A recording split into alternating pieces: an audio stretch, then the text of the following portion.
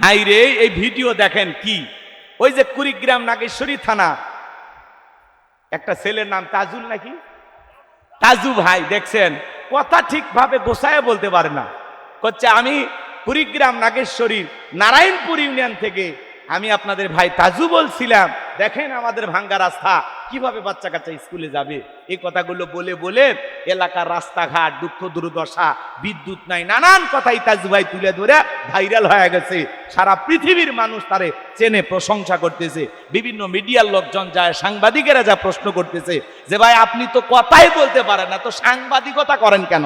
তখন বলতেছে না, আমি তো রাজমিস্ত্রির কাজ করি, পাশাপাশি এলাকার কোথায় কি ভেঙে গেছে, কোথায় কি সমস্যা, এগুলো আমি একটু তুলে ধরে ভিডিও বানাই, এজন্য মানুষ আমাকে নিয়ে টল করে। ছেলেটা খুব কান্না করলো।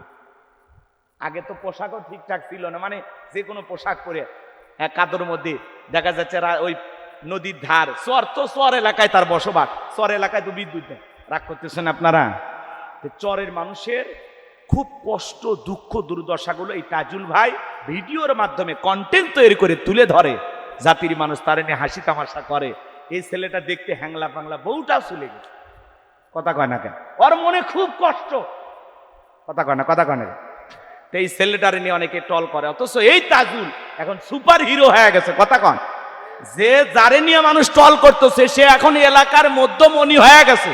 এখন তাজুল ভাইকে দেখার জন্য গাইবান্ধা থেকে, রংপুর থেকে মানুষ ছুটে যাচ্ছে নাগেশ্বরী চরে, যে ভাই আপনি তো ভাইরাল হয়ে গেছে। তখন বলতেছে আমি তো জানি না আমি ভাইরাল হয়ে গেছি।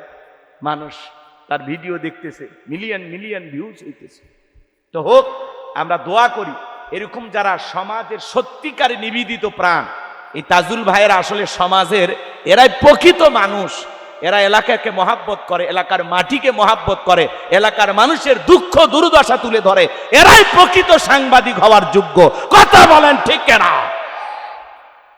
এরা আসল সাংবাদিক, যারা সত্যটা তুলে ধরে। উনি বারবার বলতেছে নতুন প্রধানমন্ত্রীর কাছে চাই, নতুন এমপিদের কাছে চাই, এই শহরের রাস্তাগুলো পাকা করে দেন, আমাদেরকে একটু বিদ্যুৎ দেন, আমরা একটু শান্তিতে বাঁচি।